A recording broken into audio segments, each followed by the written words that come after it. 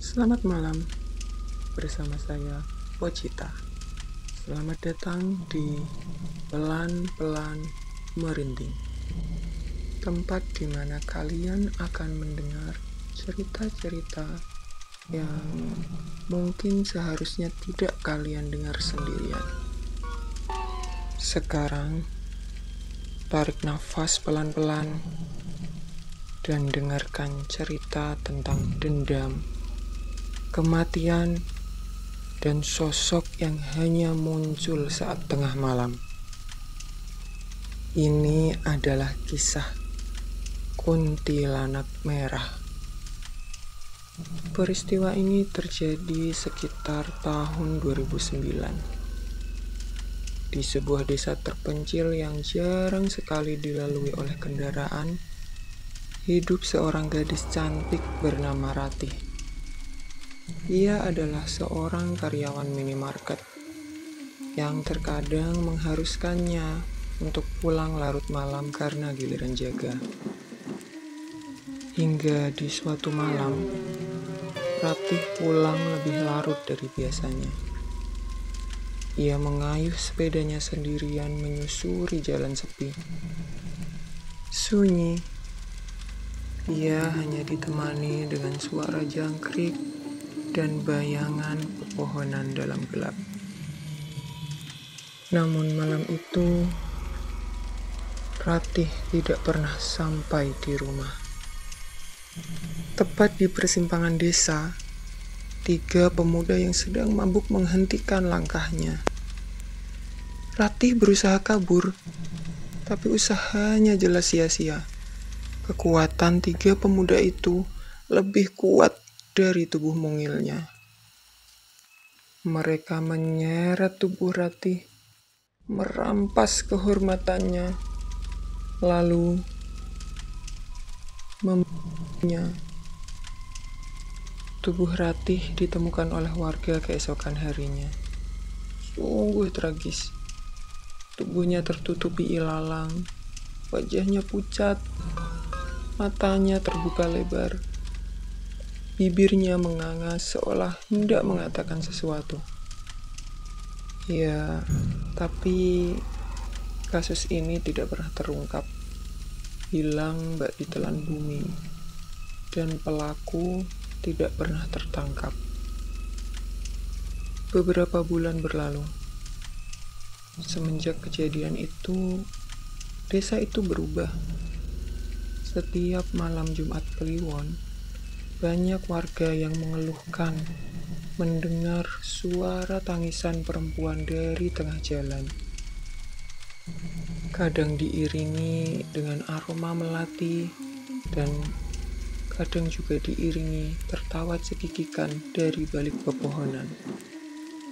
Hingga warga dikejutkan oleh kematian seorang pemuda yang tragis di pinggir jalan. Wajahnya membiru, tangannya seperti habis mencakar-cakar tanah. Dan yang paling tragisnya, kedua bola matanya hilang. Tak selang beberapa lama, pemuda kedua juga ditemukan mati mengenaskan di sekitar jalan itu. Tubuhnya tergantung di pepohonan dengan darah yang menetes dari bibirnya. Dan di dinding warung dekat kejadian bertuliskan dengan darah yang masih segar, "Aku, Ratih."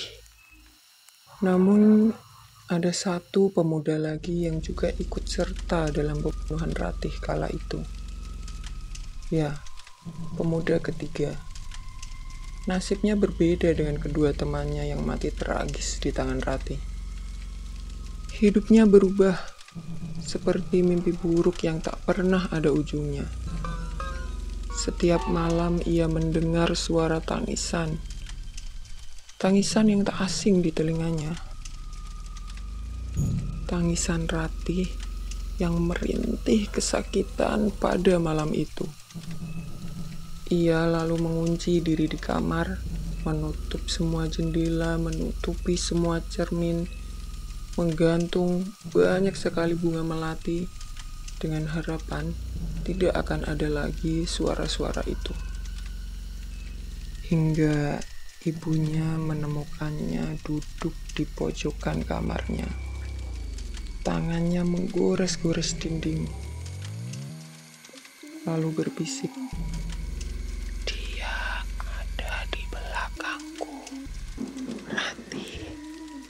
Rati memakai baju merah dan penuh yang masih basah."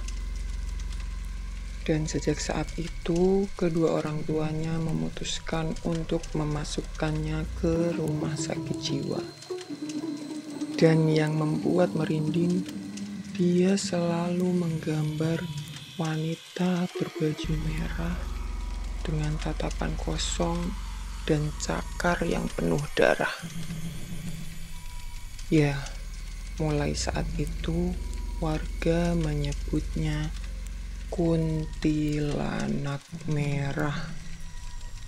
Bajunya sobek penuh darah, matanya merah membara, rambutnya panjang tak terurus, dan setiap malam dia menunggu.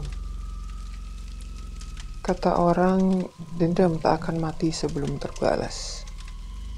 Dan di desa itu, Ratih masih menunggu di jalan sunyi yang menjadi saksi bisu atas kematiannya. Tapi baiknya dia tidak memangsa sembarangan orang.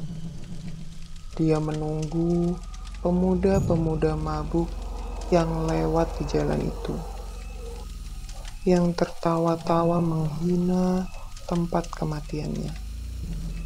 Lalu pemuda-pemuda itu akan mendengar suara langkah kaki, disusul dengan suara perempuan dan gelap.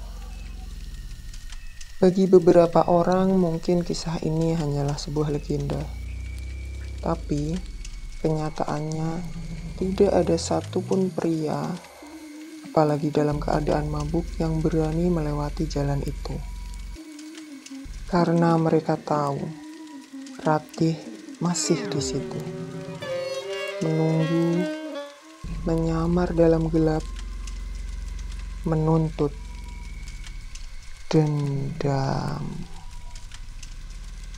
Jadi jika kalian pulang sendirian larut malam dan tiba-tiba kalian mencium aroma melati, jangan sekali-kali kalian menoleh ke belakang, karena bisa jadi dia sedang berdiri menunggu, tersenyum.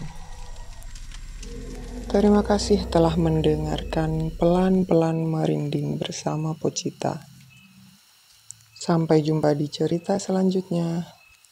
Jangan lupa subscribe, like, dan komen.